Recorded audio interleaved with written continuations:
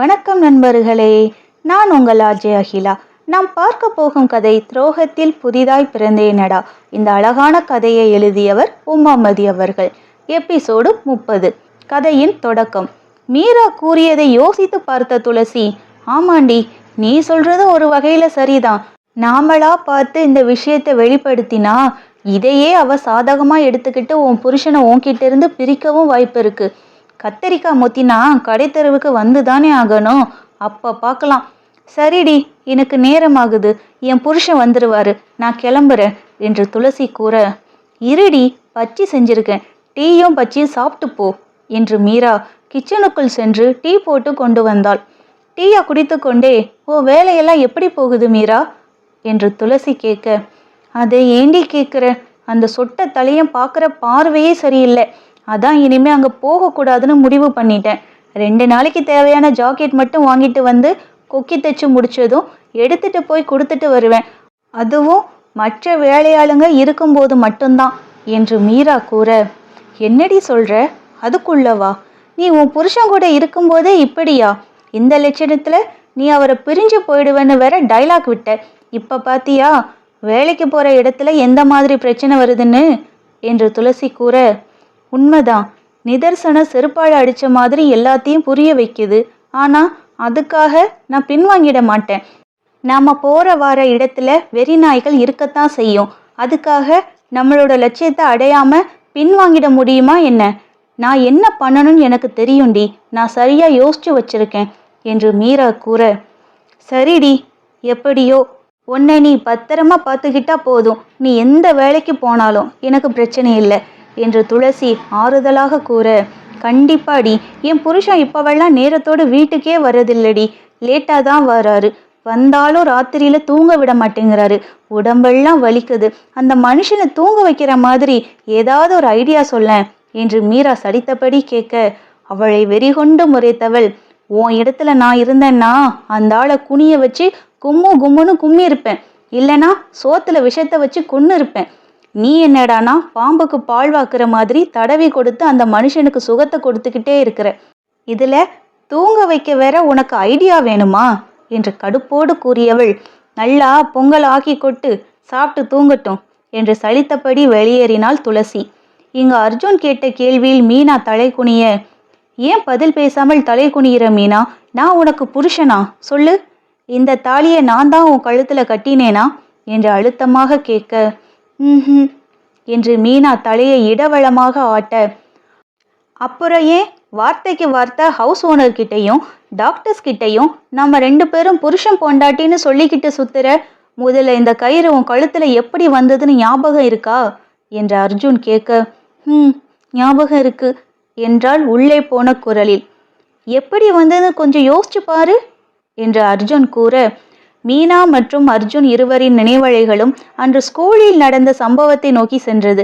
அந்த தடியர்கள் அர்ஜுனை தாலி கட்டும்படி வலியுறுத்த மீனா அவனை எதிர்பார்ப்போடு பார்த்து கொண்டிருக்க, அர்ஜுன் கண்களை மூடி தனது மனைவியையும் குழந்தையும் நினைத்து பார்த்தவன் நிச்சயமாக தன்னால் மீனாவிற்கு தாலி கட்ட முடியாது என்பதை உணர்ந்து அவள் கழுத்துக்கு நேராக தாலியை கொண்டு சென்றவன் அப்படியே அதை அவள் தலைக்கு மேல் தூக்கி அவளுக்கு பின்னால் நின்றிருந்த தடியனின் கழுத்தில் இறுக்கி சுற்றினான். அதில் அவன் நிலை குலைந்து போக மற்ற நால்வரும் அர்ஜுனை தாக்க வர அவர்களை சீரும் சிங்கமாய் வீழ்த்தினான் 5 நிமிடத்தில். அவர்களும் சிறிது நேரத்திலே அவனை சமாளிக்க முடியாமல், ஐயோ தலைவரே எங்களை விட்டுருங்க, ஏதோ இந்த பொண்ணை பார்த்ததும் ஆசைப்பட்டு கையை வச்சிட்டோம், இதுக்கப்புறம் நீங்க இருக்கிற திசை பக்கம் கூட நாங்க தலையை வச்சு படுக்க மாட்டோம் என்று கெஞ்சி கூத்தாட, ஒழுங்கு மரியாதையா என்னோட செயினையும் பிரேஸ்லெட்டையும் எடுத்து வைங்க என்று அர்ஜுன் கர்ச்சிக்க, மீனாவை காப்பாற்றுவதற்காக அர்ஜுன் கொடுத்த நகையை மீண்டும் அவர்களிடமிருந்து வாங்கி கொண்டவன் அவர்களை விரட்டாத குறையாக துரத்த அவர்கள் துண்டை காணும் துணியை காணும் என்று ஓட ஆரம்பித்தனர். அதன் பிறகு இருவரும் பள்ளியை விட்டு வெளியே வந்தவர்கள் அருகில் உள்ள மருத்துவமனைக்கு சென்று தங்கள் காயத்திற்கு மருத்துவம் பார்த்து கொண்டனர். அர்ஜுன், இந்த தாலியை என் கழுத்துல கட்டுங்க, எப்ப இருந்தாலும் நீங்க தான் என் புருஷன்றது மாறப்போறதில்ல, அது எப்ப கட்டினா என்ன, ரிசப்ஷன் வேணும்னா கிராண்டா பண்ணிக்கலாம் என்று மீனா கேட்க, பைத்தியமா நீ, ராத்திரி 11 மணிக்கு யாராவது தாலி கட்டுவாங்களா, லூசு மாதிரி பேசிக்கிட்டு இருக்காத. என்னால தாலி எல்லாம் கட்ட முடியாது, நான் யோசிக்கணும் என்று அர்ஜுன் மழுப்ப, இதுல யோசிக்க என்ன இருக்கு?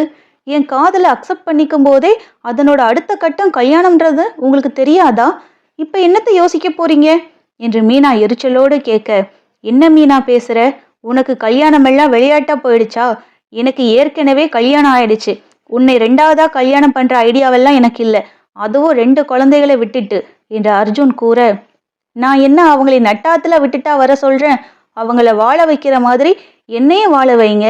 ஊருக்குள்ள யாருமே 2 பொண்டாட்டி கட்டி வாழறது இல்லையா என்று மீனா கேட்க, யார் வேணாலும் வாழட்டும் மீனா, ஆனா எனக்கு அது சரி வருமா வராதான்னு யோசிக்க கொஞ்சம் டைம் கொடு.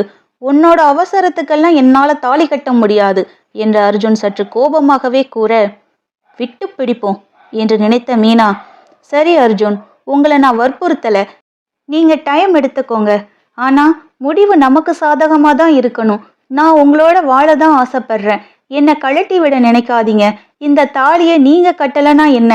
எனக்கு நானே கட்டிக்கிறேன், அதுவும் உங்களை நினைச்சு. மனசளவுல இந்த நிமிஷத்துல இருந்து நீங்களும் நானும் புருஷன் பொண்டாட்டி. நைட் ஹாஸ்பிட்டல்லே ஸ்டே பண்ணிடுவோம். உங்களுக்கு ட்ரிப்ஸ் முடிய எப்படி நைட்டு 2 மணிக்கு மேலே ஆகிடும். காலையிலேயே டிஸ்சார்ஜ் பண்ணிட்டு போய் இங்கேயே ஒரு வீடு எடுத்துடலாம் என்று மீனா கூற, இங்கேயேவா? எதுக்கு மீனா என்று அர்ஜுன் புரியாமல் கேட்க, என்னால் தினமும் அங்கிருந்து இங்கே வர முடியல அர்ஜுன். வேலை பார்க்குற இடத்துக்கு பக்கத்திலேயே வீடு இருக்கிறதுல ஒன்றும் தப்பு இல்லையே. அதே மாதிரி நீங்களும் இங்கே தானே பக்கத்தில் வேலை பார்க்குறீங்க, உங்களுக்கும் இங்கே வரப்போக ஈஸியாக இருக்கும், அதுக்குத்தான் என்று மீனா கூற, அவள் கூறும் ஒவ்வொரு விஷயமும் அவனுக்கு அதிர்ச்சியாக இருந்தது, அயற்சியாகவும் இருந்தது. அதை பற்றியெல்லாம் அவன் இதுவரையில் ஒரு நாள் கூட யோசித்ததில்லை. மறுநாள் அவள் கூறியது போலவே அடம் பிடித்து தங்களை கணவன் மனைவி என்பது போல் காட்டிக்கொண்டு வீட்டை எடுத்து பாலும் காய்ச்சி முடித்தனர். இப்போது அதை இருவரும் நினைத்து பார்க்க மீனா மீண்டும் பதில் கூற முடியாமல் தலை குனிந்தாள். இங்க பாரு மீனா, இப்ப நீ எப்படி என்கிட்ட பதில் சொல்ல முடியாமல் அசிங்கப்பட்டு தலை குனியிறியோ, அதே மாதிரி பல அவமானங்களை வாழ்க்கையில நீ சந்திக்க வேண்டி வரும். அதெல்லாம் தவிர்க்கணும்னா நீ என்னை விட்டு தான் ஆகணும் என்று அர்ஜுன் அழுத்தம் திருத்தமாக கூற, நான் உங்க மேல வச்ச நேசம் பொய்யில்ல அர்ஜுன். வெறும் உடல் தோற்றத்தை பார்த்தோ பணத்துக்காகவோ உங்க கூட நான் பழகல. எனக்கு உங்க மேல வந்த காதல் உண்மையானது. உங்க அன்பையும் அரவணைப்பையும் தவிர நான் வேற எதையுமே உங்ககிட்ட இருந்து எதிர்பார்க்கல என்று அழுகையோடு கூற, இதை நீ சொல்லித்தான் எனக்கு தெரியணுமா மீனா? இந்த உலகத்துல யாருமே 100% நல்லவங்களும் இல்லை, யாரும் 100% கெட்டவங்களும் இல்லை. உன் காதல் உண்மையானது தான், அதை நானும் ஒத்துக்கிறேன். இது வரைக்கும் நீ என்கிட்ட 10 பைசா எதிர்பார்த்ததில்லை. நீயும் நானும் வெளியே மீட் பண்ணா கூட நீ தான் செலவு செஞ்சிருக்க. பழகின வரைக்கும் பழகிட்டு ஒட்டு மொத்தமா உன் மேல பழி போட மாட்டேன். நீ இந்த அளவுக்கு இப்ப வருத்தப்பட நானும் தான் காரணம். உனக்கு என் மேல இன்ட்ரெஸ்ட் வந்ததும் என்ன பார்க்க ஆரம்பிச்ச. ஆனா கல்யாணம் ஆனவன்னு தெரிஞ்சதும் உன்னால அதை தாங்கிக்க முடியல. உன் மனசுக்குள்ள நடக்கிற போராட்டத்தை உன்னால ஃபேஸ் பண்ண முடியாமல் என்கிட்ட வந்து சொன்ன. நான் மட்டும் அப்போ உன்னை திட்டியோ அல்லது அட்வைஸ் பண்ணியோ திருப்பி அனுப்பியிருந்தால் எந்த பிரச்சனையும் வந்திருக்காது. நீயும் இப்போ இப்படி அழுதிருக்க மாட்ட. கையை அறுத்துக்கிற அளவுக்கு நீ போக நான் தான் காரணம். சாரி மீனா, இதுல இருந்து வெளியே வர நானே உனக்கு நல்ல ஐடியா சொல்லுறேன் என்று அர்ஜுன் கூற, என்னவென்பது போல் அவனை நிமிர்ந்து பார்த்தாள் மீனா. இதோடு இந்த எபிசோட் நிறைவடைகிறது நண்பர்களே. மீண்டும் அடுத்த எபிசோடில் உங்களை சந்திக்கிறேன். இந்த வீடியோ உங்களுக்கு பிடித்திருந்தால் லைக் பண்ணுங்க, ஷேர் பண்ணுங்க. கீழே உங்களுடைய கருத்துக்களை கமெண்ட் பகுதியில் பதிவிட மறக்காதீங்க. இந்த கதையின் மற்ற எபிசோடுகளை பார்க்க விரும்பினால் நம்முடைய பிளேலிஸ்டில் பார்த்து கொள்ளலாம். அதோடு இந்த கதையை முழுசா நீங்களே படிக்க நினைச்சிங்கன்னா டிஸ்கிரிப்ஷனில் லிங்க் கொடுக்கப்பட்டுள்ளது. அந்த லிங்கை பயன்படுத்தி கதையை முழுசாக படிக்கலாம். மீண்டும் அடுத்த எபிசோடில் சந்திக்கிறேன். நன்றி.